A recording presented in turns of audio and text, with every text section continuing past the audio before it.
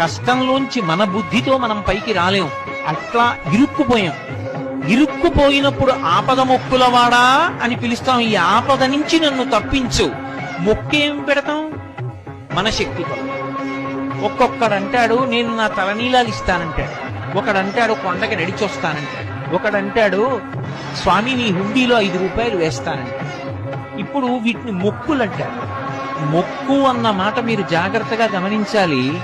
వెంకటేశ్వర స్వామి వారి హృదయం ప్రకారం అయితే వ్యాపారము కాదు. అది పాపము వలన దుఃఖం వస్తోందని వాడు తెలుసుకోవాలి. తెలుసుకుని పిలిచావు పరమేశ్వరుణ్ణి. ఆయన ఏం చేస్తాడు?